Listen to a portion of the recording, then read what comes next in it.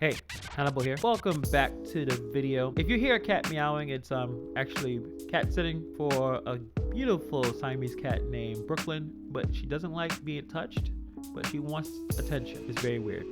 Anywho, we're gonna talk about the pay model, right? It's the biggest topic that DoorDash has ever been talking about for the last week. As you can see, there's tons of videos about it. Everyone is talking about it. It's a big deal. Oh, look at my video. You should watch it if you haven't checked it out. Put a link in I'll put it somewhere on this page. But everyone is talking about it, and it looks like people are not happy. See, not cool at all, says Paid Drive. So a lot of people are just really, really pissed off about it. Another question came up from DoorDash Dad. He made a video, and the question was, did Decline Now cause this to happen? Did the public display of gaming the system made this issue for all of us dashers? And I believe he said no, it was inevitable. I believe that as well. However, there is a caveat to why I think things have progressed as quickly as it has been compared to times past. Now, DoorDash is a tech company. It's not a company based on restaurant managers or people in the restaurant business figuring out how to deliver food to people. It's a tech company. The software is used to help the businesses connect with customers that doesn't have their own delivery team, and dashers, us, we go and deliver the food to them, right? So tech companies always change the algorithm. They always change the software. The software is always changing. That's why every couple of days on your phone, you are receiving updates. Every app is updating all the time to maximize the efficiency of the app, make sure the app is running well, but to make sure they're making the most money. Do I believe that DoorDash Now movement made things worse? I think they sped up what was already going to happen. DoorDash has to attempt to make a profit.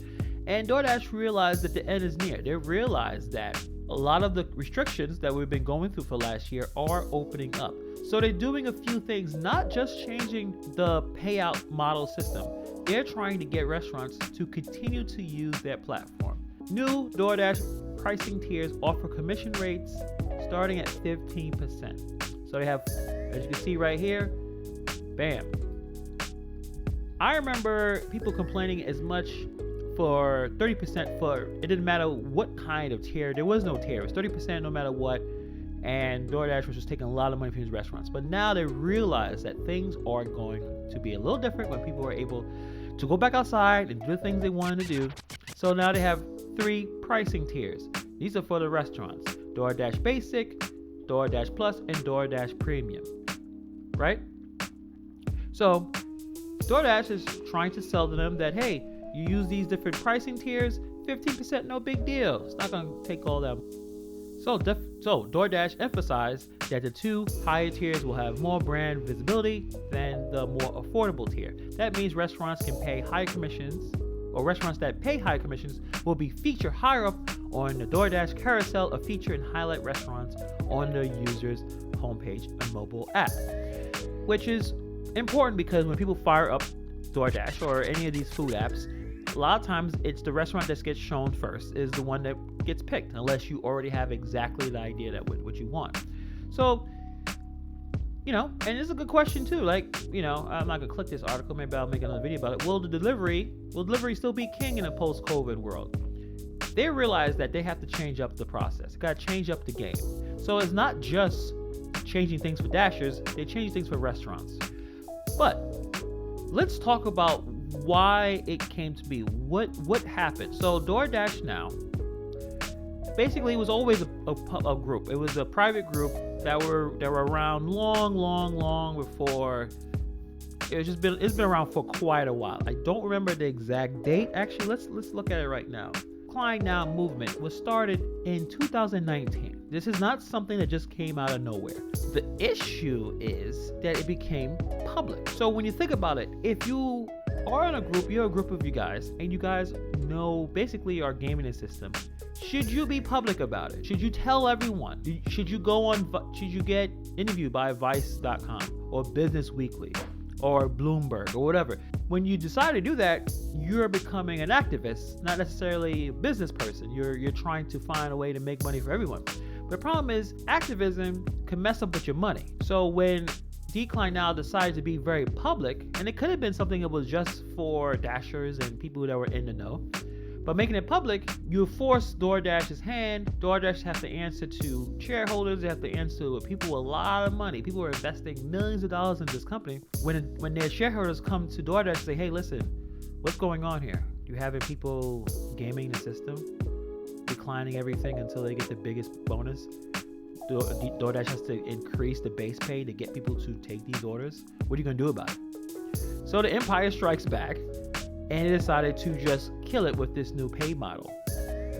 And that's just something to be expected. It's the cat and mouse game between us Dashers and DoorDash company, right? They realized that declining a lot, cherry picking was the meta, right? It was too OP. And these two terms, if you don't play video games, you may not necessarily understand what I'm saying. So let me try to explain it in the way that I can. I'm not a big video game player compared to what I used to be back in my 20s, but there was a game you're probably familiar with, Call of Duty, right? And what my favorite Call of Duty game of all time is Call of Duty Modern Warfare 2. Yes, that game specifically is my favorite game. And there was an item in the game, a weapon, that was extremely overpowered. And it was a shotgun. It was two shotguns, actually. I'm actually going to put some footage on right now about it. So, yes, this 1887 shotgun. It was probably the most overpowered gun in the history of Call of Duty. It was just crazy. All you had to do was just walk around, and it was giving you one-shot kills. It was extremely overpowered, and people hated it. I loved it. But when you got killed with one, you realize, man, it didn't take a lot of effort and skill. It was basically not even realistic in terms of the ability and the ease to kill people. So, and eventually, Call of Duty had to do something about it. So they decided to patch it. Now, to be honest, I don't remember how well the patching worked. I think it did nerf the item, but that's basically what developers do, coders do, and that's what all companies do. When they realize someone is doing something, or a group of people, or gaming the system, and gaming the system is what I'm using in terms of what they probably are saying. I believe people are just choosing to take the best offer. We have a unique situation where if you are a waitress or a bartender at a restaurant, you cannot pick who to serve. They come into the establishment, you have to serve them, right? Well, I guess you could deny service compared to being rude or drunk, but when someone walks into that establishment, you don't know how much money they're going to give you. You don't know how much tip they're going to give you. So you serve them and you hope that you get a decent tip. But us Dashers, us people who do Uber Eats and Grubhub, we have a special ability that we can look at a payout and realize this is not worth it and decline it. That's something that any waitress and waiter would love to have. They would love to have that ability, but they don't because they're employees of the establishment. DoorDash wants us to be waiters and waitresses and bartenders of the entire, dashing area, where they just put this is the base rate, which is going to be low, but you're going to get 100% of those tips, and you don't know how much they're going to be until you finish and complete the order. So that's what they did. They basically just they're trying to nerf it. They want you to take orders. They want you to take a chance, and sometimes you're going to do really well, and then sometimes you're going to do not so well. And that's basically how every person in the hospitality industry goes about their lives.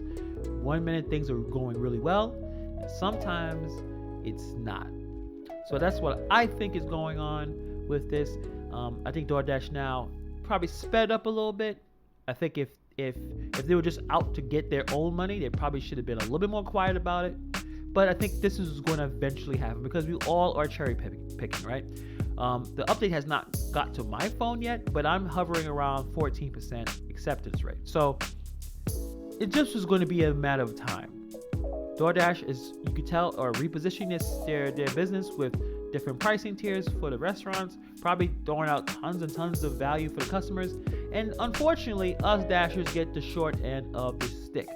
That short end that's probably full of shit on it. That's the stick that we get. We're not gonna get priority of anything. We're kind of the forgotten people here. But that's just my opinion on the subject. What do you guys think? Put in the comments below. And I'll see you guys in the next video.